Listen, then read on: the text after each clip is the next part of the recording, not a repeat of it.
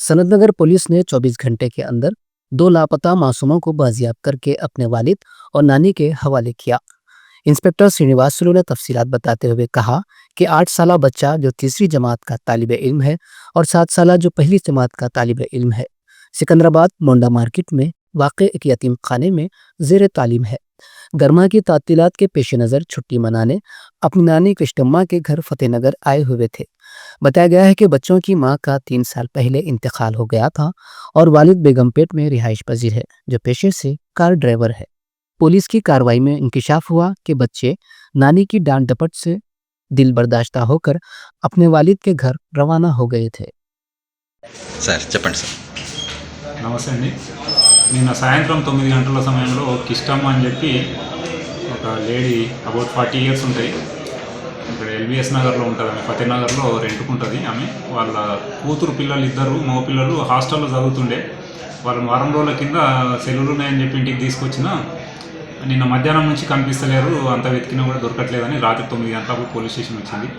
ఈ సందర్భంగా వెంటనే మనం టీములు తయారు చేసి ఎస్ఐ మరియు మన కానిస్టేబుల్తో పాటు నేను కూడా సీన్ విజిట్ చేసి చుట్టుపక్కల ఎంక్వైరీ చేసినాము. రాత్రి నుంచి టీములు చేసి వెతికించినాము. ఆమె అమ్మమ్మ సరైన ఇన్ఫర్మేషన్ ఇవ్వకపోవడం వల్ల రాత్రి దొరకలేదు. ఉదయం ఒక ఆలోచనతో వాళ్ళ తండ్రి ఎక్కడ ఉంటాడని ఆరాధిస్తే తండ్రి బేగంపేటలో ఉంటాడని తెలిసింది.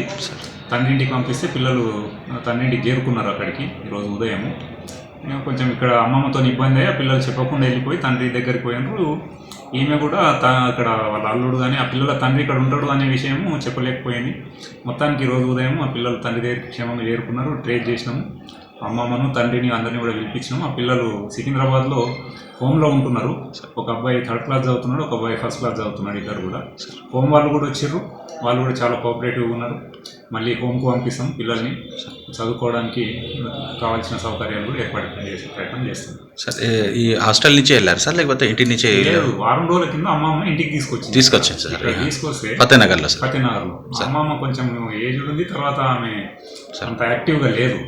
నిన్న ఉదయం 6 గంటలకు బయటికి వెళ్ళిండ్రు. ఆమె సాయంత్రం వరకు చూసుకోలేదు. సాయంత్రం 6-7 గంటలకు పిల్లలు రాలేదని చూసుకున్నారు సార్.